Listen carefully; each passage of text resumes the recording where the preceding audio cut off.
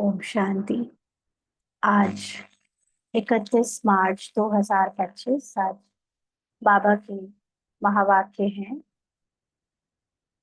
बाबा ने कहा, मीठे बच्चे, हाँ जी बाबा, तुम अभी पुरानी दुनिया के गेट से निकलकर शांति धाम और सुख धाम में जा रहे हो। बाप ही मुक्ति जीवन मुक्ति का रास्ता बताते हैं। तो अभी बाबा हमको जो नॉलेज दे रहा है, उस नॉलेज से हमारे अंदर आत्मिक बल के कारण जो पुरानी स्मृति, पुराना देह अभिमान और संस्कार धीरे धीरे मर्ज होते जा रहे हैं। यानी पुरानी दुनिया मर्ज होती जा रही है, उसके गेट से हम निकलते जा रहे हैं और अपने आत्मा के हाईएस्ट कॉन्शियसनेस में स्थित होने से हम अपने जो साइलेंस में टिकते हैं, उसको कहते हैं शांति धाम में जाना। और सुख धाम यानी जब हम अपने हाईएस्ट कॉन्शियसनेस में टिक कर कर्मों में आते हैं, एक्शंस को होता हुआ देखते हैं, उसके प्रभाव से मुक्त रहते हैं, यानी साक्षी दृष्टा हो जाते हैं, तो उसका प्रभाव मुक्त जीवन हमें सुख देता है। तो वो सुख धाम में अभी जा रहे हैं। तो बाबा ही इस समय हमको मुक्ति यानी शांति धाम में स्थित होने का रास्ता और जीवन मुक्ति यानी सुख धाम में स्थित होने का रास्ता बता रहे हैं। तो बाबा के ज्ञान से हम अब पुरानी जो बंधन वाली दुनिया है, पुराने बंधन वाले स्मृति और संस्कार से छूट कर एकदम जीवन मुक्त होते जा रहे हैं। आज का प्रश्न है, वर्तमान समय सबसे अच्छा कर्म कौन सा है? वर्तमान जो समय चल रहा है, उस समय अभी इस समय सबसे अच्छा कर्म कौन सा है? कैरेक्टर में, ह्यूमन रोल में हमको हमेशा कुछ ना कुछ एक्ट करते हुए इस शरीर को देखना है। माना शरीर तो कुछ ना कुछ कर्म करेगा ही। शरीर के अंदर जो कुछ भी रिकॉर्डिंग है, माना शरीर के द्वारा जो आत्मा में रिकॉर्डिंग है, वो बजेगी। तो उसमें से सबसे अच्छी कर्मों की कौन सी रिकॉर्डिंग है? बाबा ने उत्तर दिया, सबसे अच्छा कर्म है मनसा वाचा कर्मणा अंधों की लाठी बनना। तुम बच्चों को विचार सागर मंथन करना चाहिए कि ऐसा कौन सा शब्द लिखे जो मनुष्यों को घर का यानी अपने मुक्ति का और जीवन मुक्ति का रास्ता मिल जाए। मनुष्य सहज समझ ले कि यहाँ शांति सुख की दुनिया में जाने का रास्ता बताया जाता है। तो इस समय अगर हम देखें तो हमारा जो ब्राह्मण रोल है, उस ब्राह्मण रोल में बाबा ने हमको एक सेवा का सब्जेक्ट दिया हुआ है। उस सेवा के सब्जेक्ट में हमको बाबा ने स्थूल से लेकर मनसा तक और मनसा से लेकर मूल सेवा तक के बारे में बताया हुआ है। तो जब हम अपने कर्म कैरेक्टर के रोल में जो भी रिकॉर्डेड है वो करते हैं, तो उसमें अगर हम दूसरों को ज्ञान देने का यानी उनको रास्ता बताने का, कैसे भी, चाहे मनसा चाहे वाचा और चाहे कर्मणा, अगर ये वाले कर्म करते हैं, जैसे कर्मणा या वाचा में दूसरों की अंधों की लाठी बनने का मतलब है आप कोई स्थूल रूप में उनको गाइड करें कि यहाँ पर कोर्स करवाएं या फिर ज्ञान सुनाएं, प्रदर्शनी समझाएं। और मनसा से होता है जब हम अपने संस्कारों में बहुत अटेंशन रखते हैं, कर्मों में बहुत अटेंशन रखते हैं, तो हमारे जो रोल में परिवर्तन आना शुरू हो जाता है और हमारे जो थॉट्स में जो पावर आ जाती है, उस पावरफुल वाइब्रेशन से हम औरों को भी कहीं ना कहीं गाइड करते हैं सूक्ष्म रूप में कि वो लोग भी अपने अंदर के दुख और अशांति के पार्ट में उस दुख और अशांति के प्रभाव से मुक्त होकर मुक्ति जीवन मुक्ति का रास्ता यहाँ से आकर प्राप्त करें।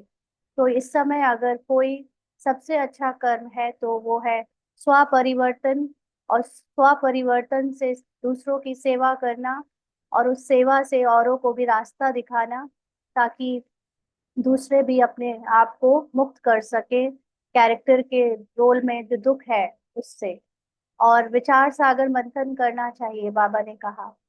हम बच्चों को विचार सागर मंथन करना क्यों चाहिए? क्योंकि जितना जितना हम बाबा के ज्ञान को गहराई से अपने अंदर धारण करेंगे या समझेंगे, उतना जब हम दूसरों को एक्सप्लेन करेंगे, उतना ही हमारे अंदर भी पक्का होता जाएगा। और कई बार दूसरों को एक्सप्लेन करने से जो उनके द्वारा क्वेश्चंस पूछे जाते हैं या उनको जो एक्सप्लेनेशन में बताया जाता है, वो आपको भी नहीं पता होता कि आपके अंदर कहाँ से आया। तो आपको भी दूसरों को एक्सप्लेन करने से, समझाने से, बताने से आपके ज्ञान की भी वृद्धि होगी और वो ज्ञान धारण होना शुरू हो जाएगा।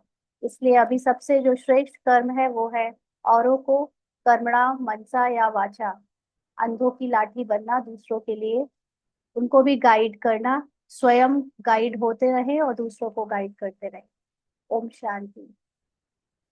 जादूगर की बत्ती सुना है? पूछ रहे हैं बाबा। अलाउद अलाउद्दीन की बत्ती भी गाया जाता है। हाँ, बत्ती शायद चिराग है, पता नहीं, अभी देखते हैं बाबा ने और चिराग वर्ड अगर यूज किया है तो फिर कुछ और है बत्ती। तो अलाउद्दीन की बत्ती भी गाया जाता है। अलाउद्दीन की बत्ती व जादूगर की बत्ती क्या क्या दिखाती है? वैकुंठ, स्वर्ग, सुख धाम। बत्ती को प्रकाश कहा जाता है। वैसे तो दिए में जो हम लोग बत्ती रखते हैं या बाती रखते हैं, उसमें घी डालकर जलाते हैं तो उससे प्रकाश होता है। तो अभी तो अंधियारा है ना, तो अंधियारा कौन सा? अपने सत्य को ना जानने का, अपने अंदर जो शक्तियां है, जो गुण है, अपने सत्य स्वरूप में जो ज्ञान है, जब वो नहीं पता होता तो उसको अंधियारा कहते हैं। तो अब यह जो प्रकाश दिखाने के लिए बच्चे प्रदर्शनी मेला करते हैं, इतना खर्चा करते हैं, माथा मारते हैं, पूछते हैं बाबा इनका नाम क्या रखें? यहाँ बॉम्बे को कहते हैं गेटवे ऑफ इंडिया, क्योंकि बॉम्बे एक समुद्री तट है। वहां पर बहुत सारे पहले जितने भी बिजनेस के लिए बाहर से लोग आते थे, पहले तो प्लेन नहीं चलते थे, शिप से ही आना जाना होता था, तो वहां पे बिजनेस सबसे ज्यादा होता था। उस कारण से शायद गेटवे ऑफ इंडिया बॉम्बे को कहा भी गया और वहां पे गेटवे ऑफ इंडिया बना भी हुआ है। तो स्टीमर पहले बॉम्बे में ही आते हैं। दिल्ली में भी इंडिया गेट है। अब अपना यह है गेट ऑफ मुक्ति, जीवन मुक्ति। तो ये हमारा ज्ञान का गेट है। ये गेट दिखता नहीं है। जैसे गेटवे ऑफ इंडिया, आप वहां जाकर उसके साथ फोटो खिंचा सकते हो ना, दिल्ली के इंडिया गेट में जाकर फोटो खिंचा सकते हो। लेकिन ये वाला गेट जो है, जिसको कहते हैं डोर ऑफ लिबरेशन, ये डोर, ये रास्ता जो जाता है, इसकी फोटो नहीं खींच सकते, क्योंकि ये ज्ञान का गेट है। जितना जितना हमारे अंदर सत्य का प्रकाश जागेगा, जितना जितना हम ट्रुथ के करीब जाएंगे, उतना हम मुक्ति और जीवन मुक्ति गेट को खोल कर अपनी लाइफ को बदल सकेंगे, है ना। तो ये इट्स ऑल अबाउट कॉन्शियसनेस। हमारी जितनी अंदर की चेतना में ऊर्जा जो अपने सत्य की है वो आती जाती है, कॉन्शियसनेस हमारी ऊपर होती जाती है, उस कॉन्शियसनेस के हिसाब से हमारा डोर खुलता है और उस डोर के हिसाब से आपकी सारी परिस्थितियां चेंज हो जाती है। आप अगर लोअर कॉन्शियसनेस में हो, आप कलयुगी तमो प्रधान विचार और तमो प्रधान संस्कार से प्रभावित होने वाली कॉन्शियसनेस में हो, तो आपके लिए सारा संसार वैसे ही दुखी, सफरिंग, परेशान, स्ट्रगल रहेगा। आपकी ये कॉन्शियसनेस ज्ञान से जब ऊपर हो जाती है, आपके अंदर अपने सत्य का प्रकाश जाग जाता है, तो उसके हिसाब से जितना जागा है, जो ज्ञान आपको जितना समझ आया है, जिसको आपने सबकॉन्शियस माइंड में जितना उतारा है, उस हिसाब से आपका ऊपर का डोर खुलता है। तो संसार वही रहेगा, कैरेक्टर वही रहेगा, रंग रूप, लोगों का परिवार, कैरेक्टर सब वही रहेंगे, लेकिन सबका व्यवहार, सब बाहर की परिस्थितियां, बाहर की सारी चीजें बेटर हो जाएंगी। क्योंकि रोल कॉन्शियस लेवल पे जो तपो प्रधान रोल है, उसके अकॉर्डिंग चीजें बहुत जैसी स्ट्रगलिंग आती जा रही है, क्योंकि तमो दुनिया में वैसे ही होना है। लेकिन आपकी कॉन्शियसनेस अगर थोड़ी तमो के ऊपर हो गई, रजो हो गई, तो आपके लिए रजो का गेट खुलेगा। फिर आपकी कॉन्शियसनेस और ऊपर हो गई, सतो हो गई, तो आपके लिए सतो का गेट खुलेगा। आपकी कॉन्शियसनेस सतो प्रधान हो गई, तो आपके लिए सतो प्रधानता का गेट खुलेगा। माना वो ही सब रहेगा, लेकिन अभी के लिए इस जीवन में हम बात कर रहे हैं, नॉट फॉर फ्यूचर, अगले जन्म की बात नहीं, इस जन्म में आपका कॉन्शियसनेस जिस लेवल का होगा उस लेवल की परिस्थितियां आपके सामने बाहर बन जाएंगी। अभी तमो प्रधान है तो कोई परेशान है कि मेरे घर में बच्चे दुखी करते हैं, कोई दारू पी रहा है, कोई मार रहा है, कोई ये है, कोई वो, क्योंकि कॉन्शियसनेस लो है। आपकी कॉन्शियसनेस ऊपर पहुंचेगी, वही सारे लोग सुधर जाएंगे, वही सारे लोग बेहतर हो जाएंगे, सारे परिस्थितियां इतनी अच्छी हो जाएंगी, सब आपको प्यार करने लगेंगे, आपके घर में पैसा आने लगेगा, आपकी चीजें बेहतर हो जाएंगी, रिश्ते सुधर जाएंगे, सेहत अच्छी हो जाएगी। ये सारा खेल है कॉन्शियसनेस का ना। जितनी बेहतर कॉन्शियसनेस उतना आपके साथ परिस्थितियां। तो बाबा कहते हैं कि अब ये गेट है, गेटवे ऑफ मुक्ति, जीवन मुक्ति। माना अभी यहाँ पे हम शांति और सुख दोनों का अनुभव करने का डोर खोलते हैं नॉलेज से। दो गेट्स है ना, हमेशा गेट दो होते हैं, इन और आउट। किसी भी थिएटर में जाओ आप, या कोई भी जगह स्टेशन में जाओ, तो एक इन होता है, एक आउट होता है। एक से आना, दूसरे से जाना। यह भी ऐसे है, हम नई दुनिया में आते हैं, फिर पुरानी दुनिया में से बाहर निकल अपने घर चले जाते हैं। तो जितना जितना हम नई दुनिया का अपने अंदर पार्ट या कॉन्शियसनेस बाबा के ज्ञान से अपनी सत्य आत्मा को याद करके अपनी हाईएस्ट कॉन्शियसनेस में टिक कर जितना हम नई दुनिया का गेट खोलते जाएंगे, पुरानी दुनिया से हम एग्जिट होते जाएंगे। पुरानी सफरिंग, पुराने तरह के जो भी हालात थे, परिस्थितियां थी, उनसे निकलते जाएंगे। परंतु वापस आपे ही तो हम जा नहीं सकते, क्योंकि घर को भूल गए हैं, गाइड चाहिए। तो अभी तो कॉन्शियसनेस के बारे में किसी को कुछ ऐसे बिना नॉलेज के तो कुछ पता ही नहीं ना। अभी हमें बाबा जो ज्ञान दे रहा है, अगर ये ज्ञान ना होता तो हमें क्या पता था कि हम अपने मन को, अपने माइंड को चेक करके, अपनी आत्मा को जानकर हम परिस्थितियों को इतनी आसानी से जीत सकते थे। ये सारी चीजें, गाइडेंस, ये नॉलेज कोई तो चाहिए बताने वाला, क्योंकि हमें तो नहीं पता था। हमें मतलब ये कैरेक्टर को तो बिल्कुल नहीं पता था, और माइंड भी इतने जन्मों से अपने सत्य आत्मा से दूर था, तो इसलिए वो भी भूला हुआ था कि मेरा सत्य क्या है। तो अभी उस सत्य तक जाना है, उस आत्मा के सत्य में मर्ज होना है माइंड को, तो गाइडेंस तो चाहिए कि कैसे होंगे। तो वह भी हमको मिला है, जो रास्ता बताते हैं। बाबा ने हमको रास्ता बताया। बच्चे जानते हैं बाबा हमको मुक्ति, जीवन मुक्ति यानी शांति और सुख का रास्ता बताते हैं। तो गेट ऑफ शांति धाम, सुख धाम लिखे। विचार सागर मंथन करना होता है ना, बहुत ख्यालात चलते हैं। मुक्ति, जीवन मुक्ति किसको कहा जाता है वह भी कोई को पता नहीं। इनफैक्ट ब्राह्मण्स में भी, बीकेज में भी जीवन मुक्ति किसको कहा जाता है, मुक्ति किसको कहा जाता है, वो भी क्लियरली नहीं पता। स्थूल रूप में सबको ये पता है कि मुक्ति मतलब परम धाम, जीवन मुक्ति माना सतयुग। लेकिन इसका सूक्ष्म मतलब क्या है ये कोई नहीं जानता। मुक्ति, जीवन मुक्ति का मतलब होता है जब मैं अपने साइलेंस में, परमानेंट कॉन्शियसनेस अपनी स्मृति से टिक जाती हूँ, तो मैं मुक्ति में हूँ। अपने साइलेंस को जानती हूँ, उसको हर समय इमर्ज रखती हूँ। भले ही कैरेक्टर शोर में आ रहा है, कैरेक्टर बात भी कर रहा है, कैरेक्टर सेवा भी कर रहा है, कैरेक्टर कर्म भी कर रहा है, कैरेक्टर में कुछ थॉट्स भी आ रहे हैं, बट उसके पीछे जो मेरा साइलेंस सत्य आत्मा है, मैं हूँ मतलब, वो मुक्ति में को अपने अपना सत्य अनुभव करना, दैट इज कॉल्ड मुक्ति। और जीवन मुक्ति का मतलब, सतयुग तो बात हम फ्यूचर में ले जाते हैं, बट एक्चुअली सत्य, जब मेरा सत्य मुझे याद रहता है कि मैं कौन हूँ, और ये कंटिन्यू मुझे अपनी सत्यता की जो भी गुण और शक्तियां हैं वो याद रहती है।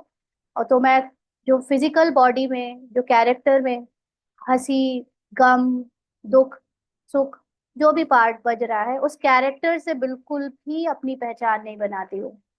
कैरेक्टर को बिल्कुल भी अपने आनंद का आधार नहीं बनाती हूँ जब मैं उससे मुक्त रहती हूँ, क्योंकि मेरे सत्य में हमेशा हर चीज हाईएस्ट है।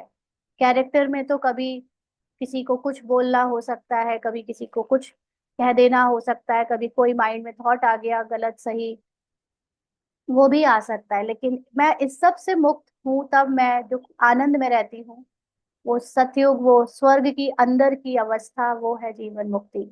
इसीलिए हमको जीवन मुक्ति इसी जन्म में भी मिलनी चाहिए, क्योंकि इसी जन्म में ये नॉलेज को जब आप एक्चुअली धारण कर लेते हो, बाबा ने कल या परसों कुछ कल की मुरली में कहा था ना, अचानक होना है आपको, लेकिन डेट तो फिक्स करनी चाहिए ना। डेट फिक्स करने से क्या होता है कि अटेंशन रहता है, और डेट फिक्स करने से अंदर पुरुषार्थ में अलबेलापन नहीं आता है। अचानक क्या होना है? अचानक आपको एक दिन जीवन मुक्ति का अनुभव होना है। आपको अपने उस सत्य आत्मा का अनुभव होना है जो शरीर और कैरेक्टर से बिल्कुल अलग है, जो कि हम सब में से कुछ कुछ को ऑलरेडी हो चुका है और उसको जी रहे हैं, और बाकियों का टाइम अपना आएगा तो हो जाएगा, है ना। इसीलिए, लेकिन फिर भी कोई कहे कि हम पुरुषार्थ ठीक से नहीं करें तब भी अनुभव हो जाएगा, ऐसे नहीं है। पुरुषार्थ को बाबा ने जैसा समझाया है वैसे तो करना पड़ेगा, अटेंशन रखना पड़ेगा। फिर बाबा या ड्रामा में जब आपका पार्ट है, क्योंकि ड्रामा ही देता है ये सारे अनुभव, ड्रामा ही पुरुषार्थ भी कराता है, ड्रामा ही समझ देता है, तो उस अनुसार फिर हो जाएगा। तो शांति और सुख तो सभी चाहते हैं, शांति भी हो और धन दौलत भी हो, यह तो होता ही है सतयुग में।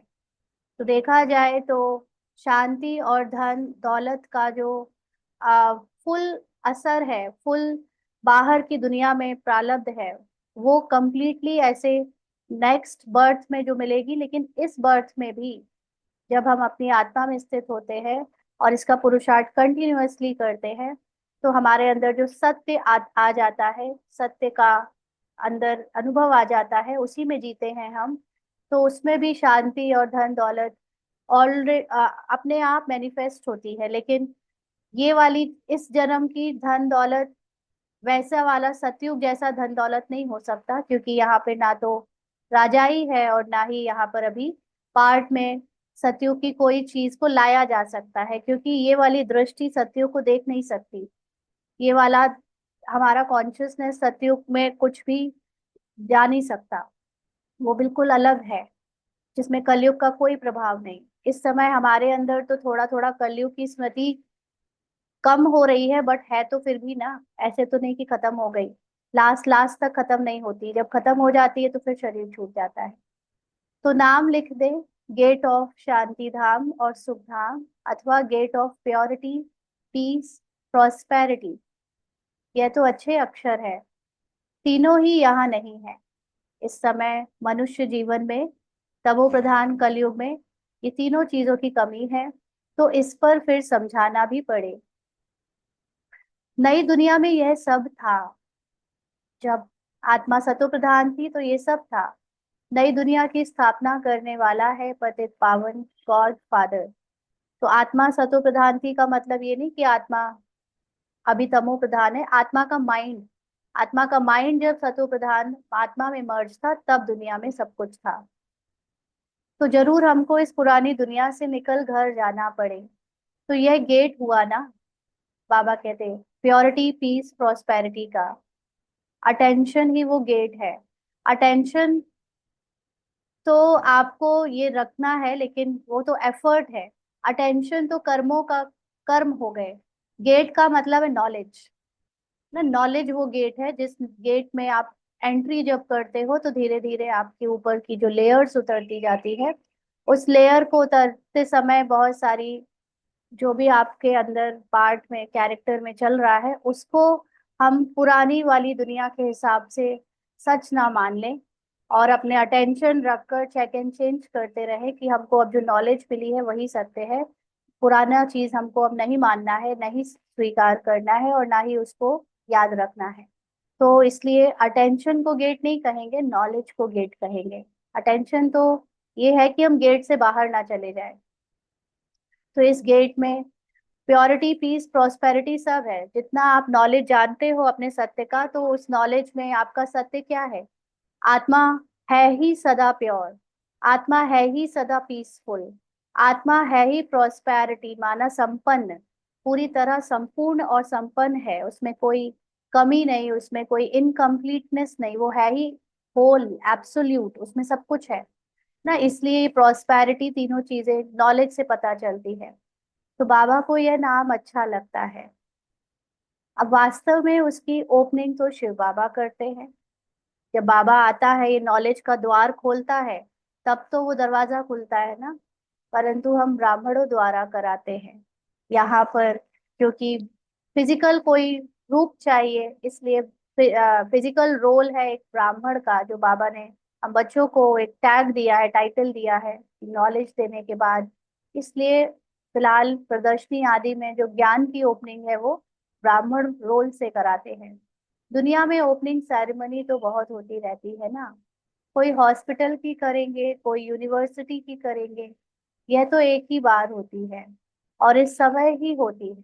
यानी ये नॉलेज एक ही बार इस समय ही आती है, और इस नॉलेज से ही सबको उसमें प्रवेश कराया जाता है ना। जैसे वो इंग्लिश मूवीज में दिखाते हैं, या कई बार कार्टून वगैरह में भी दिखाते हैं, कि एक लाइट का डोर खुला और उसमें वो लोग प्रवेश कर गए, तो दूसरी दुनिया में पहुंच गए। ऐसे ही ये नॉलेज का डोर खुला हुआ है, इसी समय खुला हुआ है। जो जो इसमें प्रवेश करना चाहे कर ले, क्योंकि सतयुग और कलयुग के बीच में एक ही डोर है, और वो है ये नॉलेज। ये नॉलेज जो इस नॉलेज के अंदर जाएगा, वही सतयुग तक पहुंच पाएगा, है ना। और सतयुग में भी नंबरवार नॉलेज की जितनी जितनी धारणा कर पाएगा, मतलब उस गेट में घुसेगा, लेकिन उसमें भी अंदर और गेट है, और गेट है, और गेट है ना। एक मेन गेट है, और फिर उसके अंदर गेट की भी सूक्ष्मता है। तो जो जितना तक पहुंच पाएगा, उसको वहीं पर फिर उतनी दुनिया से स्टार्टिंग करनी पड़ेगी। तो वो समय अभी मिला हुआ है गेट खोलकर उसमें प्रवेश करने का। गेट तो खुला ही है, सिर्फ प्रवेश करना रह गया। बाबा कहते हैं कोई हॉस्पिटल की करेंगे, कोई यूनिवर्सिटी की करेंगे, या तो एक ही बार होती है और इस समय ही होती है। तो इसलिए विचार किया जाता है। बच्चों ने लिखा, ब्रह्मा बाबा आकर उद्घाटन करें। बाप दादा दोनों को बुलाए।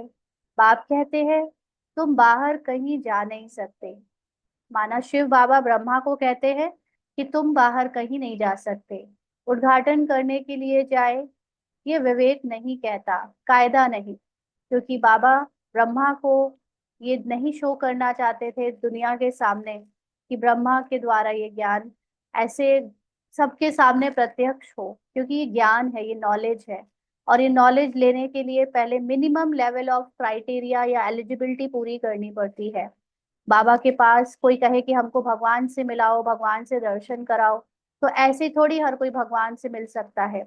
हाँ, फिजिकल मंदिर में जाकर मूर्तियों के दर्शन तो कोई भी कर सकता है, लेकिन ओरिजिनली भगवान को जानना, भगवान से मिलने के लिए आपको मिनिमम क्राइटेरिया भगवान ने जो दिया है, कि कम से कम आपको अपने बारे में सत्य 7 दिन के कोर्स में जो बताया जाता है वो पता होना चाहिए, तब आप भगवान से मिल सकते हो, है ना। तो इसीलिए भगवान जिस रथ में आता है, उस रथ को बाहर जाने की ऐसे परमिशन नहीं, विवेक नहीं कहता। बाबा ने ये बात क्या बोली, एक तरफ से बाबा ने कहा कि बाप कहते हैं, यानी बाबा शिव बाबा कहते हैं तुम कहीं बाहर नहीं जा सकते। और दूसरी जगह पे बाबा ने लिखा कि उद्घाटन करने के लिए ब्रह्मा बाबा की खुद की विवेक, खुद का माइंड भी नहीं कहता कि मैं कोई उद्घाटन करने जाऊं, कायदा नहीं। यह तो कोई भी खोल सकते हैं ना। जब आपकी कॉन्शियसनेस बहुत हाई हो जाती है, आप एक हायर कॉन्शियसनेस के रील में रहते हो, आपको ये सारी चीजें उद्घाटन करना, दुनिया के सामने शो करना, दुनिया के सामने अपना, ये सारी चीजों से आप परे हो जाते हो। आप इनफैक्ट आप इनसे बहुत बचते हो, आपको ये सारी दुनिया के सामने आना और अपना शो करना बिल्कुल भी ये हायर कॉन्शियसनेस का ट्रेट नहीं है। ये तो बीकेज ब्राह्मण्स में हमारी कॉन्शियसनेस अभी बहुत नीचे है बाबा के हिसाब से। तो ये सारी चीजों में हम में से कई लोग बहुत कंपटीशन भी रखते हैं कि हमको क्यों नहीं बुलाया, हमको बुलाया जाए रिबन काटने के लिए, नाम मान शान के लिए, क्योंकि अभी उनकी दुनिया की कॉन्शियसनेस के हिसाब से ही लोअर कॉन्शियस, भले ही आत्मा जानते हैं, भले ही योग लगाते हैं, लेकिन अभी नाम मान शान और इन सारी चीजों को चाहते हैं, क्योंकि बहुत कॉन्शियसनेस बहुत नीचे है अभी। इन सब चीजों में ही फंसे हैं, अपनी खुशी, अपनी दिखावे में ही समझते हैं कि हमारा नाम हो जाए, दूसरे लोग हमको पहचाने। ना। लेकिन बाबा तो बहुत ऊंची कॉन्शियसनेस में है। बाबा के लिए ये कायदा नहीं कि बाबा ये शो करे, ये तो कोई भी खोल सकते हैं। अखबार में भी पढ़ेगा प्रजापिता ब्रह्मा कुमार कुमारियां, यह नाम भी बड़ा अच्छा है ना। प्रजापिता तो सबका बाप हो गया, यह कोई कम है क्या। और फिर बाप खुद सेरेमनी कराते हैं। बाबा ने सेरेमनी कराई का मतलब ये नहीं कि फिजिकल रूप में बैंड बाजे बजवाए और स्टेज सजवाया और वहां नाच गाना करवाया। बाबा के लिए ये सारे शब्द सूक्ष्म है। सेरेमनी, ये सारी चीजें कि ज्ञान से जो हम सब के अंदर आ, एक ज्योत जागती है, अपना सत्य समझ आता है, ये सेरेमनी है। उसके दीपक जगते हैं, उससे अंदर खुशी के ढोल नगाड़े बजते हैं, ना कि कोई बाहरी रूप से, फिजिकल रूप से हमको खाना पीना डांस नाच गाना कराने की जरूरत पड़ती है। बाबा के सूक्ष्म रूप में ये सब नहीं होता, ये स्थूल जब कॉन्शियसनेस है तब तक जरूरत है। तो बाबा कहते हैं करना करण करावन हार है ना। बुद्धि में रहना चाहिए ना, हम स्वर्ग की स्थापना कर रहे हैं, तो कितना पुरुषार्थ कर श्रीमत पर चलना चाहिए। तो कितना ज्यादा हमको अटेंशन रखना चाहिए कि हम अपने सत्य पे टिके, निराकार आत्मा समझ बाबा की याद में रहें, अपने हाईएस्ट कॉन्शियसनेस को मर्ज करें, तो इमर्ज करें। तो वर्तमान समय मनसा वाचा कर्मणा सबसे अच्छा कर्म तो एक ही है, अंधों की लाठी बनना। इस समय बाकी सारे मनुष्य जो अपने सत्य को नहीं जानते, उनको किसी भी तरह सत्य के करीब लाए। कैसे भी प्रोग्राम, जिसको फिजिकल बॉडी का अट्रैक्शन ज्यादा है, दुनिया में बाबा के घर में इतने तरह के प्रोग्राम क्यों चलते हैं। जैसे परसों भी बाबा ने बताया ना कि बाबा के पास सब तरह की दुकानें हैं। क्यों? क्योंकि कस्टमर अलग अलग टेस्ट के हैं। किसी को अपनी फिजिकल बॉडी की बहुत चिंता है, तो बाबा के पास फिजिकल बॉडी को स्वस्थ कैसे रखे इसके प्रोग्राम्स हैं। तो वो कम से कम बाबा के पास आए तो पहले फिजिकल बॉडी के नाम से ही सही। किसी को नाम मान शान की बहुत जरूरत है, तो बाबा के पास ऐसी दुकानें हैं जहां पर बाहर के लोगों को बुलाकर बड़ी इज्जत दी जाती है, बड़ा सम्मान दिया जाता है, ताकि उनका यहाँ अहंकार पूर्ति हो जाए। तो कम से कम बाबा के पास आए, थोड़ा सा ज्ञान सुने तो, है ना। इसलिए जिसको कुछ फिजिकल चाहिए तो फिजिकल चीजों की भी दुकान है बाबा के पास। हर चीज का बाबा के पास बंदोबस्त है कि किसी तरह ये सोए हुए कुंभकर्ण आए और किसी तरह कम से कम कुछ तो ज्ञान की बूंद अपने अंदर सुने, कभी कुछ थोड़ा तो जागे ना। इसलिए उसमें की हेल्प करना, ये है अंधों की लाठी बनना। गाते भी हैं, हे प्रभु अंधों की लाठी। सब अंधे ही अंधे हैं, सब, किसी के अंदर ज्ञान का तीसरा नेत्र अभी खुला नहीं है। सब बस बाहर की दिखावटी झूठी दुनिया में और देहभान की दुनिया में जी रहे हैं। तो बाप आकर लाठी बनते हैं, ज्ञान का तीसरा नेत्र देते हैं, जिससे तुम स्वर्ग में नंबरवार पुरुषार्थ अनुसार जाते हो। नंबरवार तो है ही, है ना। यहाँ पर जो नॉलेज है बाबा की, वही ज्ञान का तीसरा नेत्र है। इस नॉलेज को, जैसे कहा कि डोर तो एक ही है, लेकिन डोर के अंदर प्रवेश कर कर वो जो सूक्ष्म डोर की बातें हैं, वो और भी कई गेट हैं।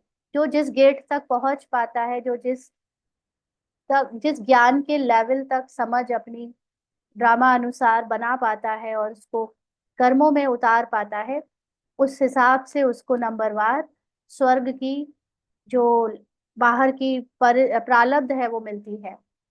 अंदर पहले आता है और फिर बाहर आता है। तो नंबरवार तो है ही।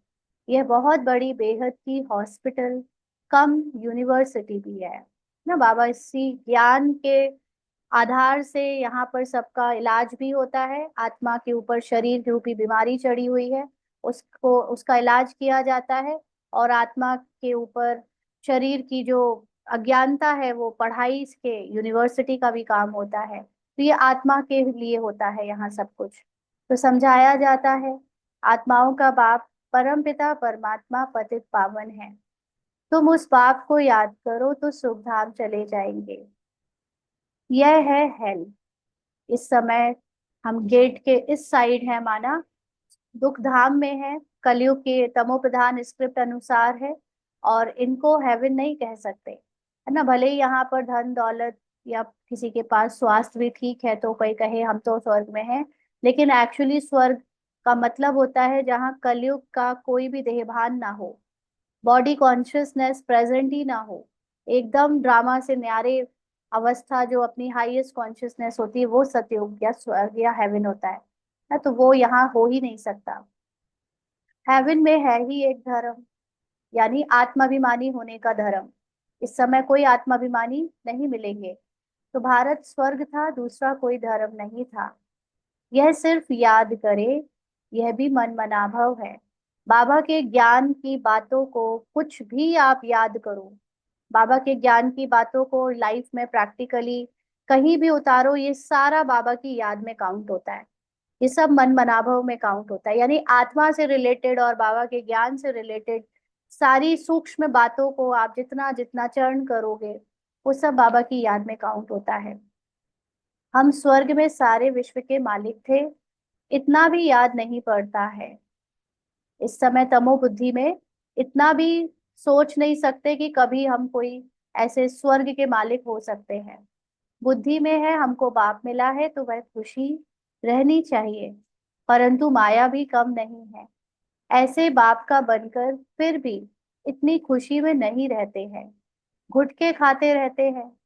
माया घड़ी घड़ी बहुत गुटके खिलाती है ना। ये कैरेक्टर में, रोल में, कहानी जो चल रही है, उस कहानी की अनेक बातें बार बार माइंड में आकर उन रोल से, कैरेक्टर से जो प्रभाव पड़ा है बुद्धि पर, उसके बारे में बार बार थॉट क्रिएट करवाकर खुशी छीन लेती है, अपना आत्मा के सत्य का अनुभव छीन लेती है। तो माया क्या है? फिजिकल वर्ल्ड में जो दिखने में आ रहा है उसको सच समझकर उसके बारे में थॉट्स को चलाना। वो जो थॉट्स, इमोशंस और फीलिंग्स हमको बार बार अनुभव होती है संसार के कैरेक्टर की, वो माया है जो कि हमें हमारे सत्य से दूर ले जाती है। शिव बाबा की याद भुला देती है। खुद भी कहते हैं याद ठहरती नहीं है। ब्रह्मा बाबा को भी याद भूल जाती थी। बाप गुटखा खिलाते हैं ज्ञान सागर में, और माया फिर गुटखा खिलाती है विषय सागर में।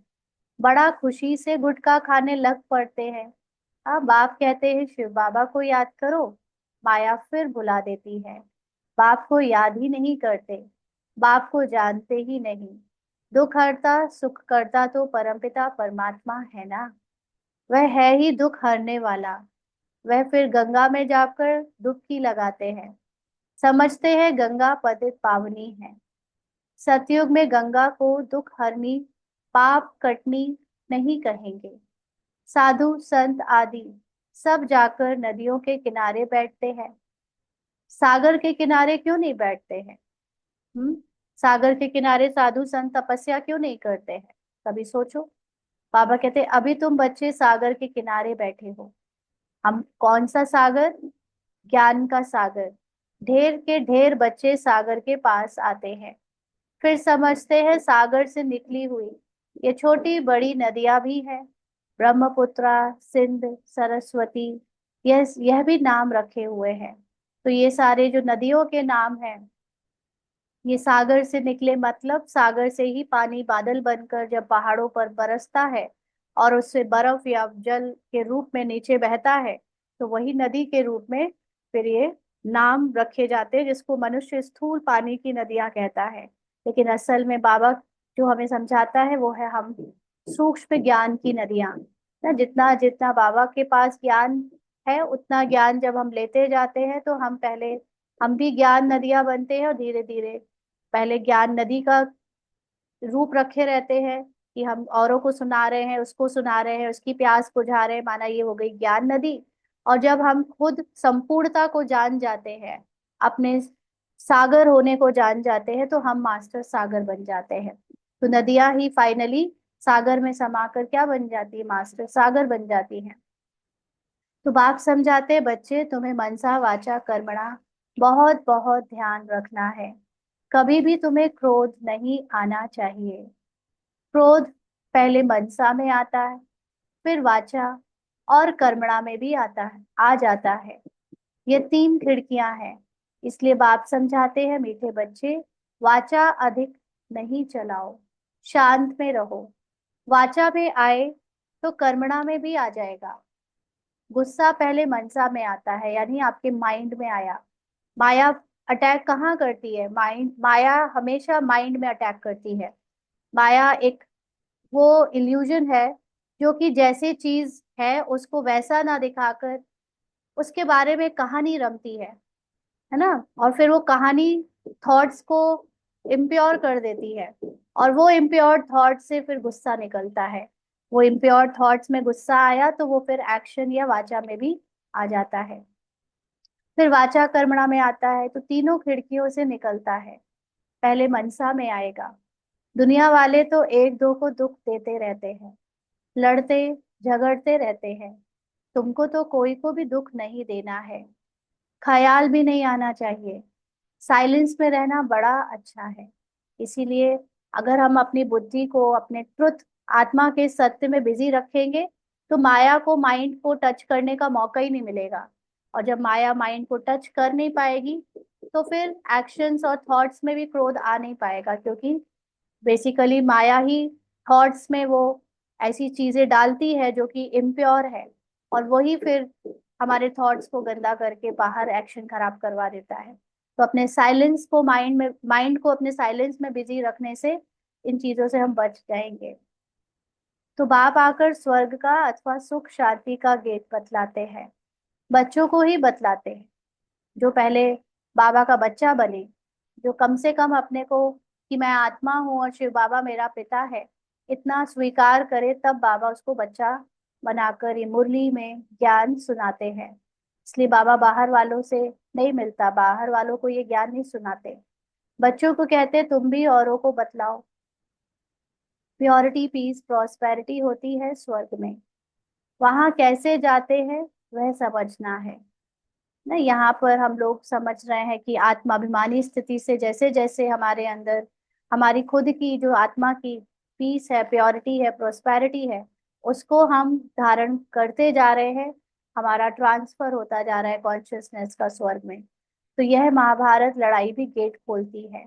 यानी जब हमारे अंदर एक्चुअली पांडव की प्रवेशता होती है, यानी ज्ञान की प्रवेशता होती है, तब ये अंदर थॉट्स में महाभारत की लड़ाई चलनी शुरू होती है। और ये थॉट से जो माया से हमारी अंदर की लड़ाई है, यही गेट खोलती है हमारे सतयुगी स्वर्ग के पार्ट की।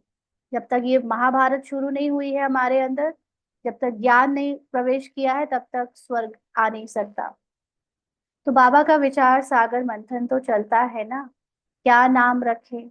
सवेरे विचार सागर मंथन करने से मक्खन निकलता है। तो विचार सागर मंथन करने की स्टेज कौन सी होती है? जब तक हम विचार सागर मंथन करने की स्टेज पर हैं तब तक हम अपने संपूर्ण सत्य में टिके नहीं हैं, है ना। संपूर्ण सत्य में टिकने के बाद तो विचार सागर मंथन फिर आना बंद हो जाता है, क्योंकि संपूर्ण सत्य में साइलेंस है। और उसमें फिर ये पता है कि ड्रामा के रोल के अकॉर्डिंग अपने आप सब कुछ होगा। लेकिन उस स्टेज को निरंतर बना सकने के पहले हम सबको इस स्टेज से गुजरना ही पड़ता है, क्योंकि पुराने थॉट्स अभी जब तक चेंज नहीं हुए हैं तब तक विचार सागर मंथन करके अपने माइंड को बिजी रखना है कि नए थॉट्स चालू रहे और पुराने थॉट्स मर्ज हो जाए। तो इससे हमारे एक्शंस में प्रभाव तब तक हम देखते हैं कि विचार से पड़ रहा है, लेकिन वो भी ड्रामा अनुसार। बाबा कहते हैं अच्छी राय निकलती है। तब बाबा कहते हैं सवेरे उठ बाप को याद करो और विचार सागर मंथन करो कि क्या नाम रखा जाए। विचार करना चाहिए, कोई का अच्छा विचार भी निकलता है। अब तुम समझते हो पतित को पावन बनाना माना नरकवासी से स्वर्गवासी बनाना। देवता है पावन है, तब तो उनके आगे माथा टेकते हैं। तुम अभी किसी किसी को माथा नहीं टेक सकते हो, कायदा नहीं। तो बाबा ये बात अपने उन बच्चों से कह रहा है जिनको सच में आत्मा पर निश्चय है ना। अगर वो सच में अपने को आत्मा समझते हैं तो किसी पर भी माथा टेकना मतलब भक्ति करना, अंधविश्वास के कारण या देह भान के कारण फिजिकल रोल में भी हमको देखते हैं तो कैरेक्टर में तो चलो कि अभी कहीं किसी के सामने पैर छूने हैं या वो ठीक है, लेकिन मेन बात है कि जहां पर आपको कोई फिजिकल रोल का भी पार्ट प्ले नहीं करना है। फॉर एग्जाम्पल मंदिरों में किसी सन्यासी के सामने, या दूसरे जो कहने वाले देवी देवताओं के जैसे और भी होते हैं, जगह होती है, वहां पर बाबा के बच्चे जो अपने आत्मा में स्थित हैं वो किसी के सामने ऐसे माथा टेक नहीं सकते, कायदा नहीं, क्योंकि जिन आत्मा से ही ये संसार की क्रिएशन हुई है, वो आत्मा का कैरेक्टर जो वो प्ले कर रही है अपनी मूवी में, वो कैरेक्टर औरों के सामने अंधश्रद्धा से या अंधभक्ति से माथा टेके, ये तो विवेक नहीं कहता। बाकी युक्ति से चलना होता है। युक्ति मतलब जैसे घर गृहस्थी में रहने वाले हैं, तो कैरेक्टर में आपके बड़े बूढ़े जिनके पैर छूते हो तो फिर वो करना भी पड़ता है, क्योंकि उस समय आप अपने को ऐसे शो नहीं कर सकते कि मैं अंदर से आप और मैं बराबर है, क्योंकि कैरेक्टर में तो कहानी है, कहानी में नाटक है, नाटक में नाटक तो करना पड़ेगा। तो बाबा कह मतलब करना पड़े तो ठीक, नहीं करना पड़े तो भी अच्छा। तो साधु लोग अपने को ऊंच पवित्र समझते हैं, औरों को अपवित्र नीच समझते हैं, है ना। वो लोग फिजिकल बॉडी को देखते हैं कि कोई ब्रह्मचारी है तो अच्छा, नहीं है तो नीच है, लेकिन वो ये नहीं समझते कि हर कोई रोल प्ले कर रहा है। रोल में कोई ब्रह्मचारी है या कोई गृहस्थ है, इससे फर्क नहीं पड़ता, उसके सत्य तो हमेशा पवित्र है। वो ये चीजें याद नहीं रखते। तुम भले जानते हो हम सबसे ऊंच हैं, परंतु कोई हाथ जोड़े तो रिस्पॉन्ड देना पड़े ना। हाथ जोड़कर कोई नमस्ते दुआ सलाम कर रहा है तो करना पड़ता है। हरिओम तत्सत करते हैं तो करना पड़े। कोई राधा राधा, कोई राधा रानी, कोई कुछ बोलता है तो उनके अकॉर्डिंग बोल भी देना पड़ता है। युक्ति से नहीं चलेंगे तो वह हाथ नहीं आएंगे। मेन है कि उनसे दिल मिलाने के लिए, उनको अपनी तरफ अट्रैक्ट करने के लिए पहले उनको कंफर्ट देना पड़ता है कि हम आपसे अलग नहीं हैं, हम भी आप ही के जैसे हैं, है ना। और फिर उनको धीरे धीरे पहले उनके हिसाब से थोड़ा चले और फिर उनको अपने हिसाब से बताने लगे। तो इस तरह से युक्ति दिखानी पड़ती है। बड़ी युक्तियां चाहिए। जब मौत सिर पर आता है तो सभी भगवान का नाम लेते हैं। आजकल इत्तेफाक तो बहुत होते रहेंगे। आहिस्ते आहिस्ते आग फैलती है, जैसे अभी शायद साउथ कोरिया या नॉर्थ कोरिया कहीं जंगलों में बहुत भीषण आग लगी है, जैसे पहले यूएस में लगी थी। मतलब कैरेक्टर में जो यूएस है, कैरेक्टर में जो साउथ नॉर्थ कोरिया है ना, ये सब तो फिजिकल वर्ल्ड की अभी हम समझ गए हैं डिफरेंस की क्या है सत्य और क्या है बाहर सीन में जो दुनिया और देश दिख रहे हैं। तो आग शुरू होगी विलायत से, फिर आहिस्ते आहिस्ते सारी दुनिया जल जाएगी। तो अब निमित्त बनेगा ड्रामा का, बाहर का बैकग्राउंड चेंज तो करना है ना। अभी सतयुग का बैकग्राउंड लगाना है स्टेज पर, तो पुराना बैकग्राउंड को निमित्त मात्र जलाना पड़ेगा, हटाना पड़ेगा, खत्म करना पड़ेगा। तो इस तरह से अलग अलग देश में जो आगे लग रही है वो बैकग्राउंड को चेंज करने में हेल्प कर रही है, निमित्त मात्र है। पिछाड़ी में तुम बच्चे ही रह जाते हो। तुम आत्मा पवित्र हो जाती है, तुम्हारी आत्मा पवित्र हो जाती है तो फिर तुमको वहां नई दुनिया मिलती है। तो पिछाड़ी का मतलब जैसे जैसे हमारी आत्मा में मतलब माइंड में ये कॉन्शियसनेस पुरुषार्थ करके अपने सत्य के करीब पहुंच जाएगी। तो अभी तक जो बिग बैंग थ्योरी में इतना विस्तार हुआ, ये जो पूरा वृक्ष का विस्तार है, इस माइंड ने ही तो किया। जितनी वैरायटी आज संसार में दिख रही है, लोगों की, चीजों की, देश की, वो सब इस माइंड ने क्रिएट की है। अभी जितना हम अपने सत्य में लौट रहे हैं, ये माइंड सत्य में लौट रहा है, उतना ये संसार सिमटने लगेगा। तो जितने एक्स्ट्रा मनुष्य जो हमारे माइंड की क्रिएशन है, वो सारे किसी ना किसी कारण से खत्म होते हुए दिखेंगे। और वो धीरे धीरे कम होते जाएंगे, कम होते जाएंगे, और फिर अंत में केवल मैं आत्मा, या हम अभी बाबा इसको डराने के लिए बोलता है तुम ब्राह्मण रह जाओगे। ब्राह्मण का मतलब यानी बीकेज में जो सोल कॉन्शियस है वो रह जाएंगे, है ना। फिर नई दुनिया में ट्रांसफर होगा। बट बाबा ने ये भी कहा है कि ऐसा नहीं है कि सिर्फ ब्राह्मण बच जाएंगे, बच के क्या करेंगे, ऐसा भी नहीं है ना। बच के तो बेसिकली हम जब तक खुद को फिजिकल समझते हैं तो हमको मरना और बचने जैसी चिंता होती है। जैसे फॉर एग्जाम्पल कि अभी म्यांमार में जो भूकंप आया उसमें हमारे बाबा के बच्चे मुरली पढ़ रहे हैं और उसमें भूकंप आ रहा है, तो उनकी अचल अडोल अवस्था का बहुत अच्छा वो वीडियो सब लोग देख रहे हैं, भेज रहे हैं। तो वो तो चलो ठीक है, लेकिन मेन बात यह है कि क्या अभी भी आप अपने को फिजिकल समझते हो? अभी भी आपको अपने शरीर को बचाने की चिंता है? माना आप अभी तक आत्माभिमानी नहीं हो। वो तो उनकी अचल अडोल स्थिति दिखाई वो सिस्टर की कि वो अभी भी आत्मा में स्थित हो गई इतने हिलते जुलते के बाद।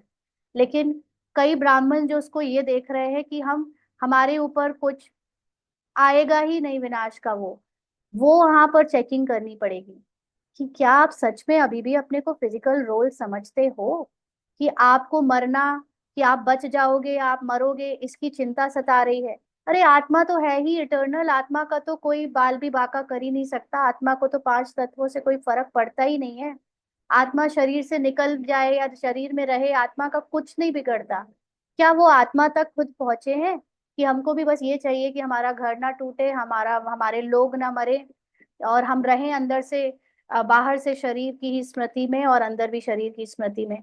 ये चीज चेकिंग की है यहाँ पर, है ना। तो इसलिए ये चीज देखना है कि अंत में कौन रह जाएगा, ये आप किस भाव से ले रहे हो। अंत में आत्मा ही तो रह जाती है, और रहता ही कौन है। शरीर तो सबके जल के खत्म हो जाएंगे, आत्मा ही रहेगी, आत्मा पवित्र हो जाएगी तो वो नई दुनिया में ट्रांसफर हो जाएगी। माना आत्मा का माइंड भी पवित्र होकर आत्मा में मर्ज हो जाएगा, और फिर नया रोल, नई दुनिया, सतयुग बैकग्राउंड के साथ नया कैरेक्टर रोल प्ले होने लगेगा। तो दुनिया का नया नोट तुम बच्चों को मिलता है। अभी जो ये नोट हम बचा बचा के रखते हैं, अभी ये नोट दुनिया में वो नोट थोड़ी होगा। नई दुनिया का नोट तो, वहां कोई ऐसी करेंसी नहीं होगी कागज की। तुम राज्य करते हो, अलाउद्दीन की बत्ती भी मशहूर है ना। नोट ऐसा करने से कारून का खजाना मिल जाता है भी बरोबर। बाबा के लिए, बाबा का कारून का खजाना है ये नॉलेज। इस नॉलेज से हमारे सत्य का जो हम अनुभव कर पा रहे हैं, ये खजाना सबसे वैल्यूएबल खजाना है संसार का। तो तुम जानते हो अल्लाह अवलदीन झट इशारे से साक्षात्कार कराते हैं। सिर्फ तुम शिव बाबा को याद करो तो सब साक्षात्कार हो जाएंगे। माना अगर आप अपने आत्मा में बिंदु बाबा को याद करते रहोगे तो आपको सब समझ आ जाएगा। साक्षात्कार का मतलब ये ड्रामा, ये खेल, ये देवी देवता या वॉट एवर जो नॉलेज में हमने आज तक जाना या बाबा भी कहता है, वो सब असल में समझ आ जाएगा, दिखने लगेगा कि बाबा क्या समझाना चाह रहा है। अभी भी हमको मोटे मोटे रूप में जो पता है वो सच का बहुत कम परसेंटेज है। अभी आपको जैसे जैसे पता चलेगा आत्मा होने का अनुभव में क्या दिखता है, वो साक्षात्कार बाबा की याद से ही मिलेगा। जो नहीं करेगा उसको वो साक्षात्कार नहीं हो पाएगा ना। तो अभी चलो 1 मिनट के लिए अशरीरी होकर बाबा को याद करेंगे।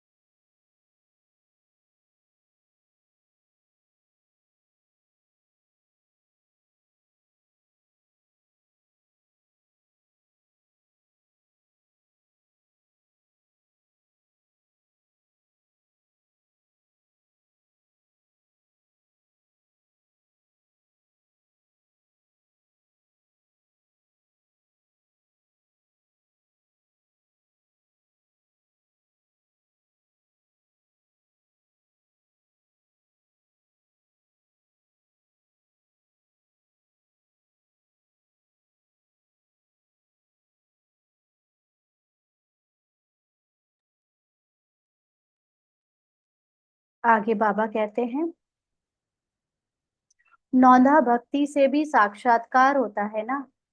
अब वो वाला साक्षात्कार होता है कोई फिजिकल देवी का या देवता का ना। यहाँ पर साक्षात्कार ज्ञान से जो होता है वो है आपके ज्ञान की अंडरस्टैंडिंग से, समझदारी से जो बातें आपको समझ आती चली जाती हैं, वो वाला साक्षात्कार।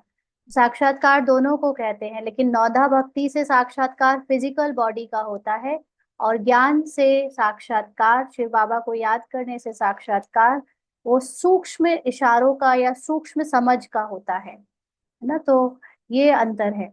यहाँ तुमको एम ऑब्जेक्ट का साक्षात्कार तो होता ही है, फिर तुम बाबा को, स्वर्ग को बहुत याद करेंगे, घड़ी घड़ी देखते रहेंगे। जो बाबा की याद में और ज्ञान में मस्त होंगे, वही अंत की सभी सीन सीनरी देख सकेंगे। अंडरलाइन, बड़ी मंजिल है ना। इसीलिए बाबा ने ये बात बोली कि ये ऊपर जैसे कहा कि अंत तक कौन बचेगा, जो एक्चुअली में कोई ज्ञान समझा दो, आप बता दो कैसे होता है कैसे नहीं होता, इससे कुछ फर्क नहीं पड़ेगा, आपको कोई कुछ नहीं बता सकेगा, क्योंकि हमारे पास वो ज्ञान की समझ के लिए वो द्वार ही नहीं खुला है। इसीलिए अपनी निराकार बिंदु रूप में जितना ज्यादा बिंदु बाबा को याद करेंगे, अपने सत्य ज्ञान को याद करेंगे, महिमा को याद करेंगे, अटेंशन रखेंगे, अपने आप वो रास्ते वो द्वार खुलते जाएंगे। कोई के समझाने से नहीं समझ आएगा, ये अपने पुरुषार्थ से आएगा ना। तो अंत में कौन रुकेगा? जो ज्ञान में मस्त होंगे और बाबा की याद में रहेंगे, वही अंत की सीन सीनरी देख सकेंगे। तो बाबा ने इसको सीन सीनरी क्यों बोला है? एक तरफ से बाबा बोलता है विनाश बहुत खतरनाक होगा, बहुत डरावना होगा, कोई ऐसे देख नहीं पाएगा, बड़ी हिम्मत चाहिए। फिर दूसरी तरफ से बाबा बोल रहा है सभी सीन सीनरी। क्यों? क्योंकि जिसने अपने आप को ऑडियंस की सीट पर बैठा लिया है, जो साक्षी हो गया है ड्रामा से, वो टीवी में सब देख पाएगा। वो हॉरर शो भी देख पाएगा, वो सतयुग का एक बहुत सुंदर ड्रामा भी देख पाएगा, वो कलयुग का भी देख पाएगा। वो साक्षी होकर सब कुछ देखता हुआ एंजॉय करेगा। लेकिन जो अपने को कैरेक्टर समझता है, जो ड्रामा के अंदर ही रोल में फंसा है, और वो उसकी बुद्धि एक्चुअली वो रोल में नहीं फंसा होता है, उसका माइंड फंसा होता है। जिसका माइंड उस बाहर उस रोल से, कैरेक्टर या ड्रामा से निकल नहीं पाया, वो तो उनके माइंड डर डरा कर वैसे ही खत्म हो जाएंगे, है ना, बॉडी का पार्ट कैरेक्टर को खत्म कर देंगे। लेकिन जिसने बाहर कर लिया, वो ना डरेगा, ना वो सहमेगा, ना वो परेशान होगा, ना वो चिंता में आएगा, क्योंकि वो जानता है सब बना बनाया टीवी में एक्ट हो रहा है, कुछ रियल नहीं है। तो ये बड़ी मंजिल है, ये समझ पाना बहुत बड़ी बात है। अपने को आत्मा समझ बाप को याद करना मासी का घर नहीं है, बहुत मेहनत है, याद ही मुख्य है। ऐसे बाबा बाबा तो सब करते हैं, लेकिन अपने को वो आत्मा जो कैरेक्टर नहीं है, वो आत्मा समझ बाबा को याद कर पाना, ये है सबसे मुख्य बात। तो जैसे बाबा दिव्य दृष्टि दाता है, वो स्वयं अपने लिए दिव्य दृष्टि दाता बन जाएंगे। यानी जो जो बाबा के समान अपने सत्य में टिकता जाएगा, जिसका साक्षी दृष्टा का पार्ट ओपन होगा, वो ही बाबा के समान दिव्य दृष्टि दाता बन जाएगा। वो अपने लिए दिव्य दृष्टि दाता बन जाएंगे। जैसे बाबा जो ज्ञान अभी हमको दे रहा है, जो उस स्थिति में आ जाएगा, उसको बाबा के ज्ञान की भी जरूरत नहीं पड़ेगी। उसको डायरेक्टली वो साक्षात्कार, वो बातें समझ आती चली जाएंगी, जो बाबा हमें इतने दिन से मुरलियों में समझा रहा था, और उसकी उससे भी गहरी बातें जो मुरली में भी अभी शायद सूक्ष्म रूप में भी अभी तक निकल के नहीं आई है, वो बातें उसको खुद को समझ में आ जाएगी। इसीलिए बाबा के ज्ञान को पढ़कर समझने में हमारी स्थिति मैटर करती है। मोटा मोटा पढ़ना ये सबसे सरल काम है, रीडिंग कर देना सबसे सरल काम है, जो मेजॉरिटी लोग करते हैं बाबा के घर में। फिर उसका थोड़ा सा एक्सप्लेनेशन, थोड़ा सा समझाना थोड़ा सा कम लोग करते हैं। फिर उससे और ज्यादा डीप में जाना, जिसको नॉर्मली आम लोग नहीं समझ सकते, आम बाबा के बच्चे भी नहीं समझ सकते, मतलब उनके कान तक भी वो बातें निकल जाएंगी, एक कान से सुनेंगे दूसरे से निकाल देंगे, क्योंकि खुद की आत्मिक स्थिति नहीं है। और उससे भी गहरी बात, जो खुद की आत्मिक में सत्यता में स्थित हो चुका है, उसके लिए फिर ज्ञान में भी जो बातें नहीं आई हैं, वो उसको डायरेक्ट बाबा से दिव्य दिव्य दृष्टि से दिखेंगी, वो खुद उसके दाता बन जाएंगे। तो जैसे भक्ति मार्ग में तीव्र वेग से याद करते हैं, तो साक्षात्कार होता है। अपनी मेहनत से जैसे दिव्य दृष्टि दाता बन जाते हैं। दिव्य दृष्टि दाता, हम जिसको चाहेंगे उसको फिर दिव्य दृष्टि उसकी खुल जाएगी, उसको साक्षात्कार हो जाएगा। हम जिसको देखेंगे, जिसको बनाना चाहेंगे, उसको वो हो जाएगा। ऐसे दाता बन जाते हैं। तुम भी याद की मेहनत में रहेंगे तो बहुत खुशी में रहेंगे, और साक्षात्कार होते रहेंगे। ये सारी दुनिया भूल जाए, उसके लिए कंडीशन ये है। अगर आपको ये दुनिया याद है, ये दुनिया रियल लग रही है, इस दुनिया के सारे संबंधी परिस्थिति बातें आपको अट्रैक्ट करती हैं और खींचती हैं, और उसी में बुद्धि डूबी रहती है, तो फिर वो ना तो खुशी रहेगी, ना साक्षात्कार हो पाएगा ना। इसलिए पहले दुनिया को भूलना है, मन मनाभव हो जाए। भूलने का मतलब ये नहीं छोड़ के भाग जाए, लेकिन देखते हुए भी किसी को भी रियल ना समझे, सत्य ना समझे। जैसे अभी हम आपको कल भी शेयर किया कि आजकल हमारे साथ ऐसे सेवा का पार्ट चल रहा है कि लौकिक में कईयों के साथ मिलना जुलना हो रहा है। तो उसमें जब भी अब लौकिक परिवार या लौकिक संबंधियों से मिलते हैं, तो उनकी वो सारी बातें एकदम माइंड में आने लगती है। जैसे पिछले जो भी उनका इम्प्रेशन रहा माइंड में, जो भी उनका स्वभाव व्यवहार पिछले कलयुगी जीवन में रहा, इस पार्ट या कैरेक्टर या दूसरों के कैरेक्टर के साथ, वो बातें माइंड में हिट करने लगती है। देखा, वो तो ऐसे है, वो तो वैसे है, वो तो ऐसा कहते हैं, वो तो वैसा बोलते हैं, उन्होंने अपनी बहू के साथ ये किया, उन्होंने अपने बेटे के साथ ये किया, या वॉट एवर, ऐसी ऐसी बातें माइंड में एकदम हिट करने लगती है ना, जब आप फिजिकली इनसे मिलो। लेकिन इस पुरुषार्थ में अब ये निश्चय हो गया है कि किसी के भी रोल का या पार्ट का कोई भी थॉट को इंटरटेन करना ही नहीं है। अगर बातें आ रही हैं कि ये ऐसा है, वो वैसा है, नहीं सोचना है। मैं नहीं सोचूंगी किसी के इस बारे में बुरा। मैं हद मतलब इस लिमिट तक अटेंशन रखना है कि एवरी टाइम किसी से मिलना, थॉट में जैसे ही कोई विचार आया उनके बारे में, नो दे आर सतो प्रधान। कोई और विचार आया, नो दे आर सतो प्रधान, वो है ही नहीं, वो बातें है नहीं, तुम झूठ बोल रहे हो। अपने माइंड में लगातार ये अटेंशन रखना कि माइंड मुझे उनके बारे में कोई भी नेगेटिव या वेस्ट स्क्रिप्ट की बातें थॉट के रूप में देने ना पाए, और जैसे ही आए तो उसको तुरंत चेंज करना है। नो, ये सत्य नहीं है। तुम मुझे दिखा रहे हो कि उन्होंने मुझे परेशान किया, या उन्होंने मुझे किसी के साथ किसी और के साथ बुरा किया, ये सत्य नहीं है, ये सत्य नहीं है। वो लोग रोल है, ये रोल में जो कुछ है ये मूवी है, दिस इज नॉट राइट। उनका सत्य है कि वो सदा सुखी, सदा संपूर्ण। और आप मानोगे नहीं, मतलब आप खुद करके देखना, मुझे मनवाना नहीं है, लेकिन आप खुद करके देखना। जब आप किसी की भी नेगेटिविटी के विचार को अपने अंदर एंटरटेन नहीं करोगे, उसको रहने नहीं दोगे, उसको तुरंत सतों से चेंज करोगे, उनकी पॉजिटिव, उनकी रियल ट्रुथ से चेंज करोगे, आप उनके अंदर एक इतना बड़ा परिवर्तन देखोगे जो मतलब आप विश्वास नहीं कर पाओगे। वही लोग जिनके बारे में आपके माइंड ने आज तक उनकी नेगेटिविटी देखी, उनकी कंप्लेन देखी, उनकी कमजोरियां देखी, उनके बारे में किसी और ने कुछ बता दिया तो आपके मन विचार उनके लिए खराब हो गए, दूषित हो गए, वो सब चेंज हो जाएंगे और वो लोग आपसे मधुमक्खी की तरह चिपकेंगे।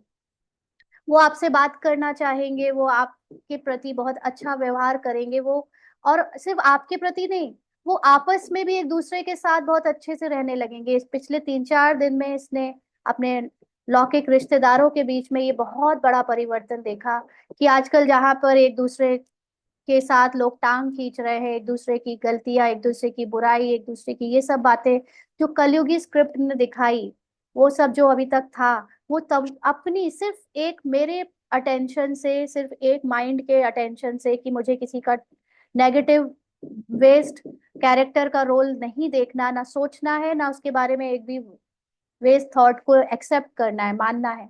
और सब लगातार उसको सतों से चेंज किया, और उन सब का व्यवहार एक दूसरे के साथ, जो दुश्मन थे वो दोस्त बन गए, जो इतने सालों से बात नहीं करते थे वो आपस में इतने प्यार से एक दूसरे को बुला रहे हैं कि आओ हमारे घर। और सारा अपना पैसे का अहंकार भूल गए, सारे अपने पद पोजीशन का अहंकार भूल गए, जो दिखावा, जो कुछ पहले नेगेटिविटी थी वो सब भूल गए, एकदम प्योरिटी से आपस में बात कर रहे हैं, प्योरिटी से सबके साथ मिल रहे हैं। This is wonderful. मतलब ये अपने आप से आप प्रैक्टिकल करके देखना, मेरा तो अभी बहुत मजा आ रहा है करने में। ये प्रैक्टिकली एफर्ट्स, कुछ बाहर नहीं किया जा रहा है, सब अंदर चल रहा है। अंदर बस मुझे थॉट्स में किसी का नेगेटिव इन्फ्लुएंस नहीं लेना है, किसी का कोई भी व्यवहार अपने अंदर आने नहीं देना है, और उसको सच मानना भी नहीं है। मैं नहीं मानूंगी कि कोई गलत है, मैं नहीं मानूंगी कि कोई क्रोधी है, मैं नहीं मानूंगी कि उन दोनों के बीच में दुश्मनी है। मैं सबको सत्य में देख रही हूँ, सब बहुत लवफुल हैं, बहुत साइलेंट हैं, बहुत प्योर हैं, और मेरे देखने से वाकई में वो वैसे ही बनते जा रहे हैं। तो कहीं कुछ पुरुषार्थ और सेवा है ही नहीं, सारा आपके अपने अंदर है, सब कुछ अपने अंदर है।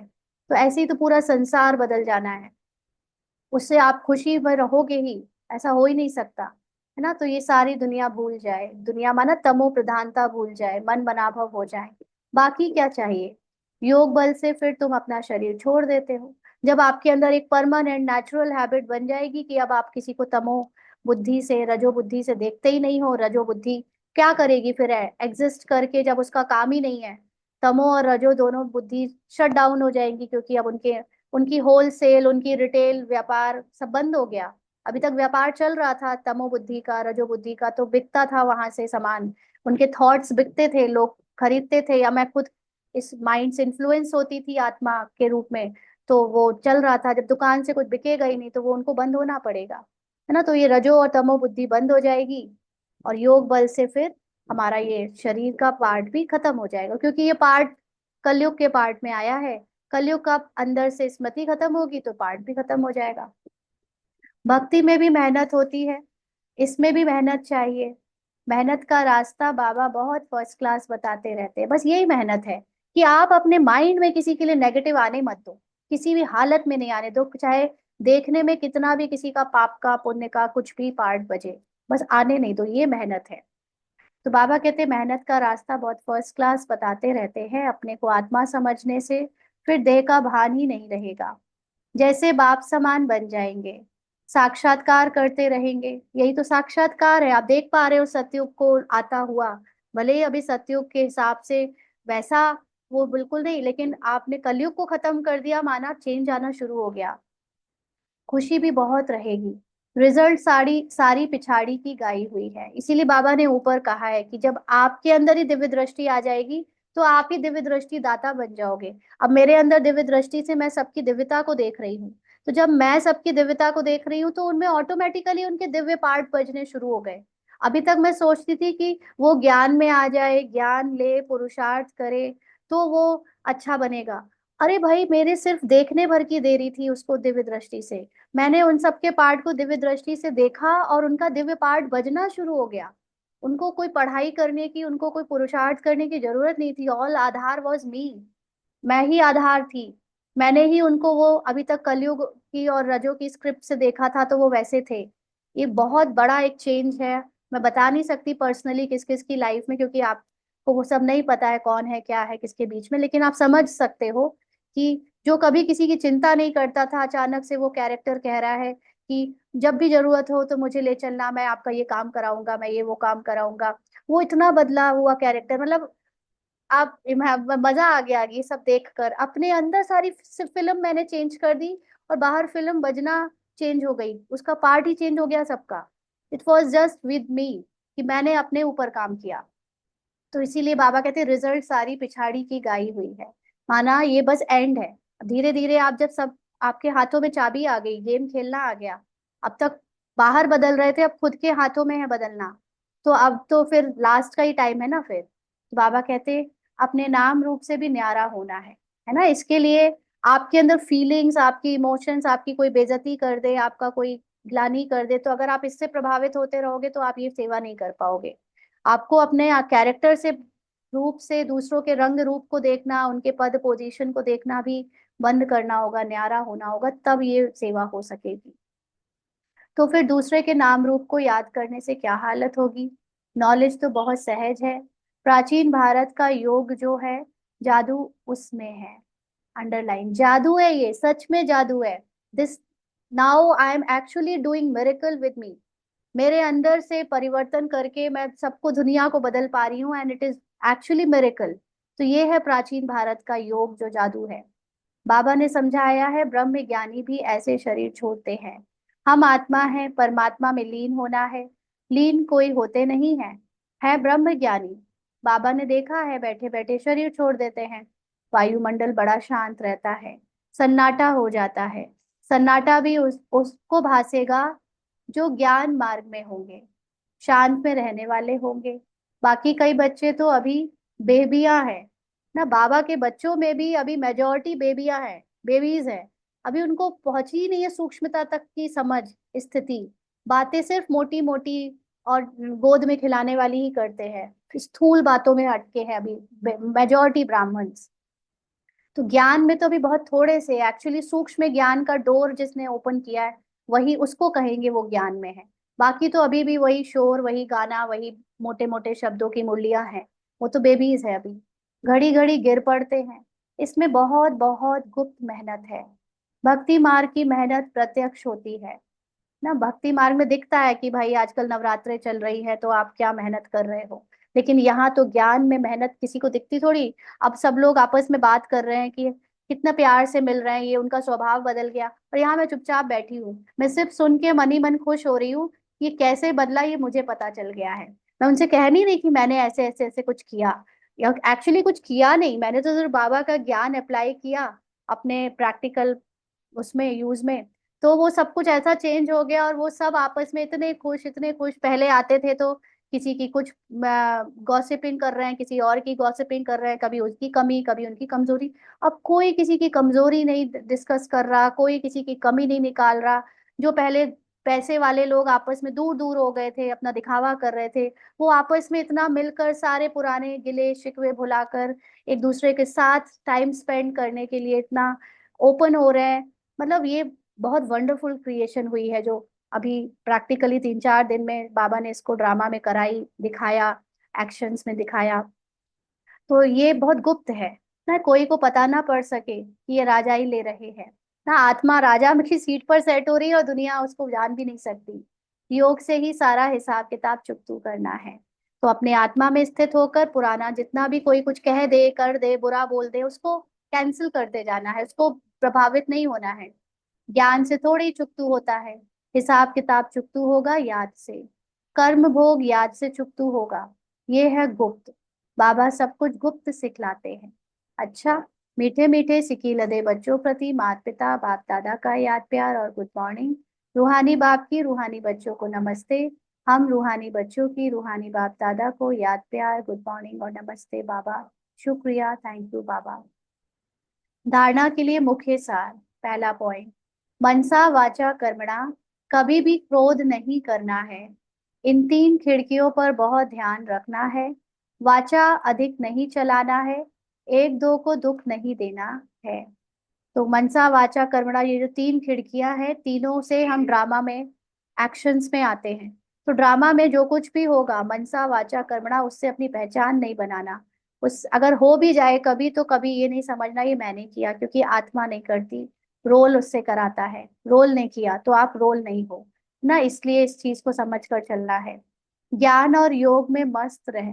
अंतिम सीनरी देखनी है।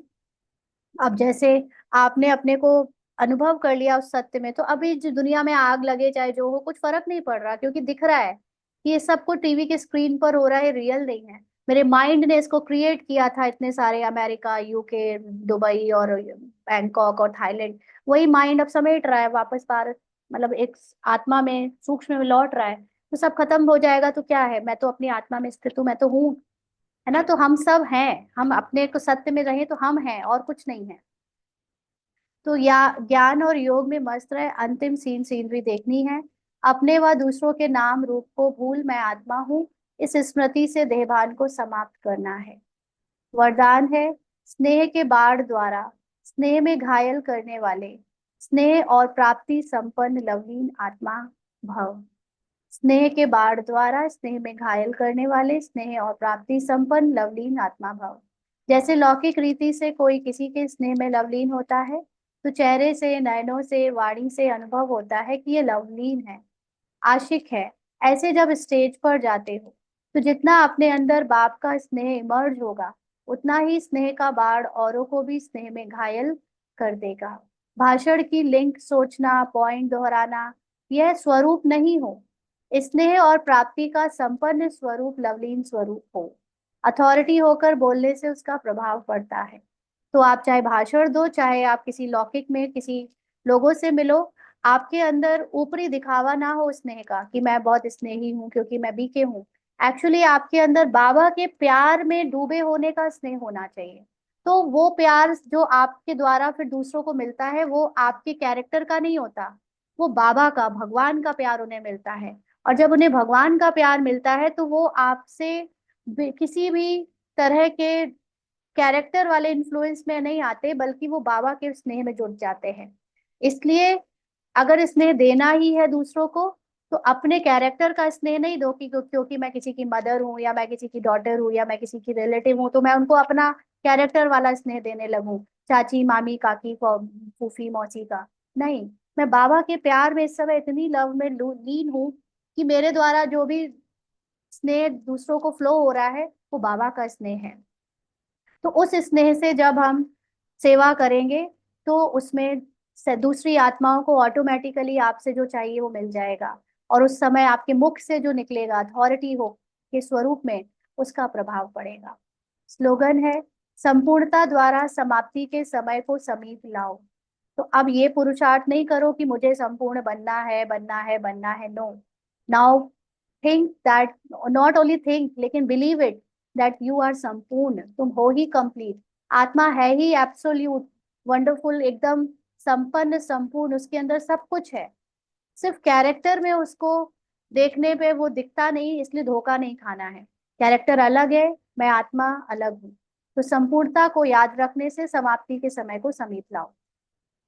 आज के अव्यक्त इशारे हैं, यह तो सब समझने लगे हैं कि यह कोई है, लेकिन यही है और यह एक ही है। यह हलचल का हल अब चलाओ। अभी और भी है, यह भी है ना, वो वाली ऑर्गेनाइजेशन भी है, वो सदगुरु भी है, वो फलाना भी है, वो ये भी है, अभी सब ऐसे ऐसे कहते हैं। तो यह भी है, यहाँ तक पहुंचे हैं, लेकिन यह एक ही है, ऐसा अभी तीर लगाओ। धरनी तो बन गई है और बनती जाएगी, लेकिन जो फाउंडेशन है, नवीनता है, बीज है, वह है नया ज्ञान। और ये नया ज्ञान बाहर नहीं है, ये नया ज्ञान अपने अंदर की चेंज कर लेने से है। मैंने अपनी स्क्रिप्ट में सबको देखा, जिस दृष्टि से वो सब वैसे ही बनने लगते हैं, लेकिन उसके लिए मुझे किसी की नेगेटिव कैरेक्टर, नेगेटिव कोई भी कहानी याद भी नहीं आनी चाहिए तब। तो निस्वार्थ प्यार है, रूहानी प्यार है, यह तो अनुभव करते हैं, लेकिन अभी प्यार के साथ साथ ज्ञान की अथॉरिटी वाली आत्माएं हैं। सत्य ज्ञान की अथॉरिटी है, यह प्रत्यक्ष करो, तब प्रत्यक्षता हो। अच्छा, ओम शांति। हाँ जी, आज की मुरली के पॉइंट सुनाएंगे। ओम ओम मैं शांति दिव्य दीदी। दृष्टि से दीदी जैसे सबको आपने देखती अनुभव हूँ। से सुनाया। एक सेकेंड जी, अब बताएं। जी दीदी, जैसे अभी आपने अनुभव सुनाया तो उससे यही है ना कि जो बाबा ने कहा स्व परिवर्तन से विश्व परिवर्तन, और अपनी चलन से ही बाप को प्रत्यक्ष करना है। राइट, स्वदृष्टि से दुनिया की दृष्टि बदल जाएगी। हम जिस दृष्टि में सबको देखेंगे, दुनिया एक्चुअली एक दूसरे को उसी दृष्टि से देखने लगेगी। तो हमको अपने अंदर कहीं से भी नेगेटिव दृष्टिकोण नहीं आने देना है। जी अंजू सिस्टर, अंजू बहन बताएं। ओम शांति। आज बाबा ने मुरली में हमें एक खास तौर पे कहा है कि हमें ये धारण करना है कि बाबा के ध्यान और ज्ञान को अगर हम धारण कर लेंगे तो मतलब पास्ट को भूल जाएंगे और प्रेजेंट और फ्यूचर हमारा अच्छा बीतेगा बाबा के ज्ञान से। राइट, ठीक है। हाँ जी, गरिमा सिस्टर। ओम शांति दीदी। हाँ आज जी, बाबा ने कहा है कि जैसे बाबा की दृष्टि से, आवाज आ रही है? हाँ हाँ आ रही है। बाबा ने कहा यार, जैसे बाबा दिव्य दृष्टि से सबको देखता है, वैसे ही दिव्य दृष्टि से हमें भी सबको देखना है। कि बाबा देखता है तो शरीर के भान से नहीं देखता है, बाबा हमें सतो प्रधानता के भान से देखता है कि ये आत्मा मेरे जैसी है। तो वैसे ही सबको उस दृष्टि से देखता है, बाबा देखता है कि आत्मा सबको प्रधान है। और इसका भी एक्सपीरियंस है, अभी याद आया जस्ट, बाकी पहले इतना नोटिस नहीं किया था। किसी लोग के घर में जाती है तो वहां पर तो वो इसके पास आता नहीं था और बात भी नहीं करता था। लेकिन उस टाइम पे क्या हुआ, जैसे गई है तो ये पास में आया और गोदी में बैठ गया और चिक से चिक लगा के ऐसे बैठ गया और गले से लग गया। मतलब मैंने उसको आत्मा रूप में देखा था, तो मुझे बहुत अच्छा लगा और ऐसा लगा कि नहीं ये आत्मा है। मुझे शरीर का भान नहीं रहा उसका, और इतना प्यार उसकी तरफ आ रहा था, और ऐसा भी लग रहा था कि उसका भी प्यार मेरी तरफ बहुत आ रहा है, और गले से ऐसे चिपक गया जैसे कितने सालों से मुझे जानता हो। तो मुझे जस्ट अभी याद आया जैसे आपने अपना एक्सपीरियंस सुनाया था, तो ये सच में होता है। Right, thank you, thank you. Practically करेंगे तो एक्सपीरियंस होल्डर होते जाएंगे। जी श्वेता सिस्टर। ओम शांति दीदी। दीदी मुरली के स्टार्टिंग में बाबा ने ये समझाया था कि जैसे जैसे आत्मा की स्टेज चेंज होती जाती है, जैसे कि तमो, फिर रजो, फिर सतो, फिर सतो प्रधान, उसी अकॉर्डिंग परिस्थितियां निर्मित होती जाती हैं। तो दीदी मुझे इसमें पूछना था कि ये मतलब हम मम्मा पापा की स्टोरी से भी देख सकते हैं ना कि उनकी लाइफ में भी वो स्टेज जब तमो थी तो उनको बहुत सारी प्रॉब्लम्स फेस करनी पड़ी, फिर रजू हुई तो कम, फिर सतो प्रधान में उनकी प्रॉब्लम्स एकदम चली गई। तो दीदी मैं सही समझ रही हूँ? हाँ, समझ सकते हैं। परिस्थितियां तो बाहर से आपको आपके हाईएस्ट ट्रुथ तक पहुंचाने के लिए आती हैं। तो जब आप ये समझ जाते हो, मम्मा पापा ने कभी भी अपनी परिस्थितियों को तमो परिस्थिति में नहीं देखा। उनकी शुरू से ही दृष्टि हमेशा ज्ञान युक्त होकर रही। तो ये मम्मा पापा के ऊपर लेना सही नहीं है, क्योंकि हम उसको उस दृष्टि से देख रहे हैं। अब आप देख रहे हो उसको तमो दृष्टि से कि परिस्थितियां तमो है। वो एक्चुअली तमो नहीं थी, वो परिस्थितियां तो परिस्थितियां थी, उसको आपके माइंड ने तमो का नाम दिया। मैंने तो पहली बार जैसे आपके मुंह से सुना कि वही तमो प्रधान। परिस्थितियां परिस्थितियां तो परिस्थितियां, उसको रजो बोलो, तमो बोलो, सतो बोलो, ये सारी चीजें तो हमारे माइंड में क्रिएटेड है। ये कोई फैक्ट थोड़ी है, वो तो बस है तो है ना। तो यही समझना है माया का चाल, कि हम उसको कुछ नाम क्यों देते हैं। ये आपको मम्मा पापा की परिस्थितियां में क्या था क्या नहीं था उसको देखने की जगह अपने ऊपर देखो, अपनी चीजों पे अप्लाई करो। क्योंकि वो लोगों का पार्ट जो था वो भी एक कहानी थी। कहानी में हम कब किसको क्या था उसमें क्या जाना, हम अपने अपने कहानी को देखें, अपनी कहानी में ठीक करें उसको। ठीक है जी। पिंकी बहन आप बताएं। ओके ओके दीदी, थैंक यू।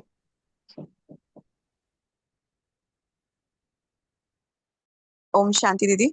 दीदी आज बाबा ने कहा मनसा वाचा कर्मणा कभी भी क्रोध नहीं करना है। इन तीनों खिड़कियों पर बहुत ध्यान रखना है।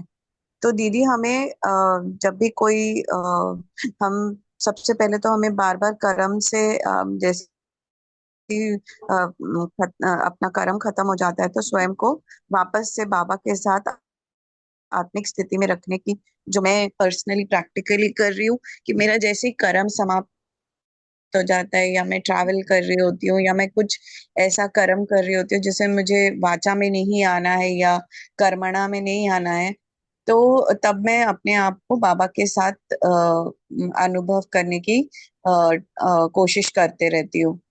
तो उस प्रकार से जो मनसा अपनी है वैसे चलती रहती है। लेकिन जब मैं जैसे आज बाबा ने कहा कि जब मैं बात करूंगी, जब मैं वाचा में आऊंगी, तो मुझे क्रोध पर, अपने जो छोटी छोटी बातें होती है क्रोध के, और भी बच्चे होते हैं ना, चिड़चिड़ापन, इरिटेशन, ईर्ष्या, ये सारी चीजों पर भी हमें ध्यान देना है, जो हमारे पहले के संस्कार हैं, कि वो वापस से ना आ जाए। अगर अंश भी पहली रहेगा बात, तो फिर वो प्रॉब्लम करता है। पिंकी सिस्टर एक चीज इसमें मैं करेक्ट करना चाहूंगी कि पहली बात, अगर आपने अपने क्रोध जी और दीदी। चिड़चिड़ाहट पर ध्यान दिया तो वो और बढ़ेगा। जी तो जब जी। ये सब हो रहा है तो आपको अपने कैरेक्टर, एक तो पहली बात, आप अपने कैरेक्टर से अपनी डिस्टेंस बनाओ। आप अभी कैरेक्टर हम्म। बनकर बोल रहे हो, है ना। तो माइंड को कैरेक्टर जी रियल लग रहा है अभी। तो जब आप अटेंशन रखने का पुरुषार्थ ज्ञान से ले रहे हो तो पहले ये समझो कि क्रोध और चिड़चिड़ाहट कैरेक्टर को आता है, आप कैरेक्टर नहीं हो, पहले तो इसको याद रखना। और जब अगर कभी क्रोध या जी दीदी। कैरेक्टर आ जाए, चिड़चिड़ापन आ भी जाए, तो अपने सत्य पे ध्यान देना, अपने सत्य पर ध्यान फोकस करना। जी तो आपके कैरेक्टर का क्रोध और चिड़चिड़ापन ज्यादा देर तक रहेगा नहीं। लेकिन अगर आपने बार बार अपने क्रोध और चिड़चिड़ेपन पर ध्यान ज्यादा दिया और उसको रोकने की कोशिश करी तो ये जी और बढ़ेगी। उस पर ध्यान नहीं देना, ध्यान जी आपको दीदी। सत्य पे देना है, जी तब दीदी। खत्म होगा। ठीक है। हम्म। हाँ जी, लक्ष्मी सिस्टर। और दीदी एक और सवाल है।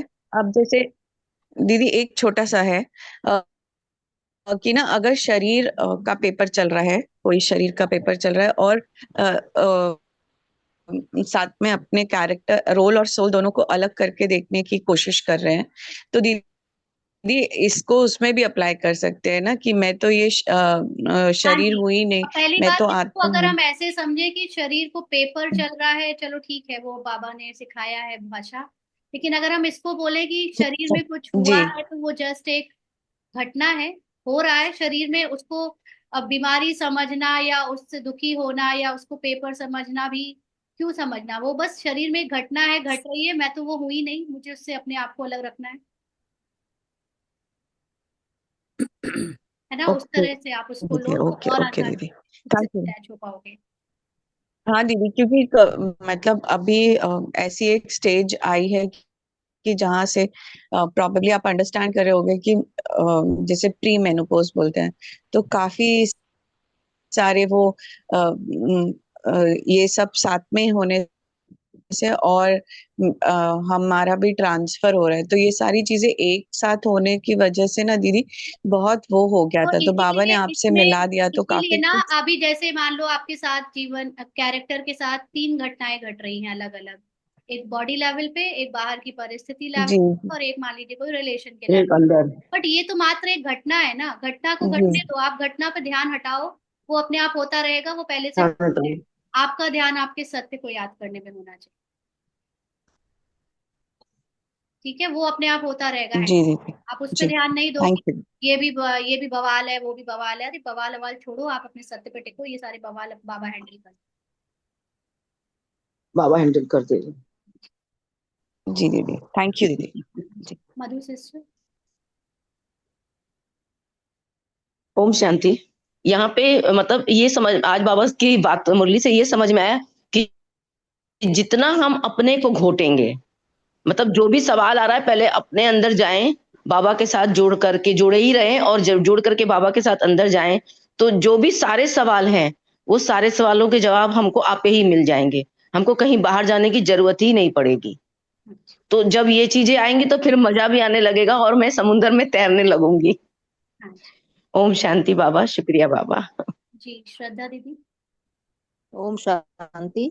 बाबा कहते हैं कि जब हम कोई मतलब कुछ भी किसी से मिलते हैं या कोई भाषण देते हैं, तो इसमें इतने प्यार में डूब कर सेवा करने से सभी को ये मिल जाता है। जब हम प्यार में डूब जाते हैं उसके भाषण देने में या किसी से मिलने में, तो ये उसको स्पष्ट समझ में आने लगता है, उसमें वो स्वयं बहुत ही अच्छा अनुभव करता है। उसकी उसकी आंखों में चमक आ जाती है, बोल में मिठास आ जाती है। जी ठीक है। नीना सिस्टर। ओम शांति दीदी। आज बाबा ने बोला है कि हमारे रोल में जो भी नेगेटिविटी आती है वो माया का रूप है, हमें उसको ना देखकर हमको हर किसी की आत्मा के सत्य में टिकना है। तो हम बाबा के स्नेह में और डूबे रहेंगे तो हमसे भी अन्य लोगों को स्नेह सागर का आनंद मिलेगा। ओम शांति दीदी। राइट, ठीक है। जी नीना सिस्टर आप बताएं। ओम शांति दीदी। दीदी आज ये बात बहुत अच्छे से क्लियर हो गई कि हमें अपने थॉट्स में किसी का भी नेगेटिव बिहेवियर नहीं देखना है ना, सबको उनके सत्य स्वरूप में देखना है, सभी सत्व प्रधान है। और जब भी हम मतलब हमें किसी को भी अपनी तमो रजो बुद्धि से नहीं देखना।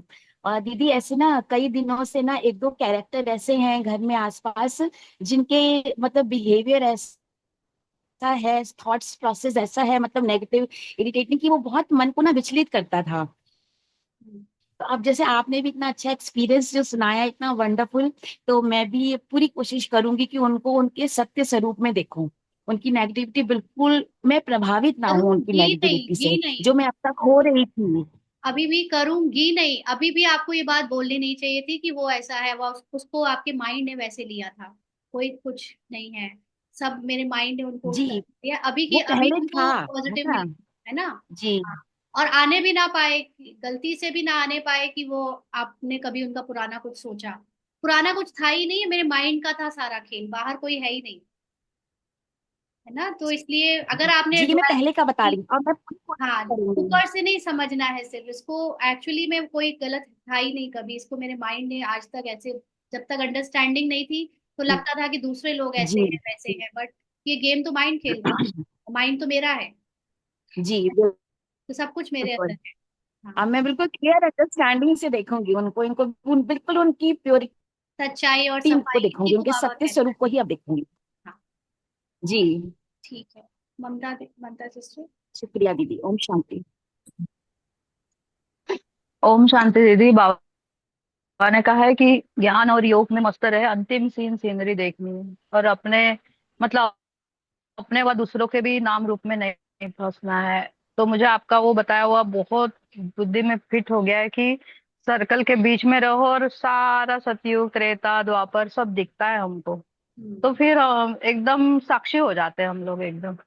हम्म, मैं यही अभ्यास कर रही हूँ कि बना बनाया है कि सीन बदली होगा और दूसरा आ जाएगा। हम्म। ओम शांति दीदी। लास्ट में उषा सिस्टर आप बताएं। ओम शांति सिस्टर। आज बाबा ने कहा कि ज्ञान सतयुग और कलयुग का बीच का जो गेट है वो नॉलेज है। हाँ, ठीक। चलिए बाबा को याद करेंगे।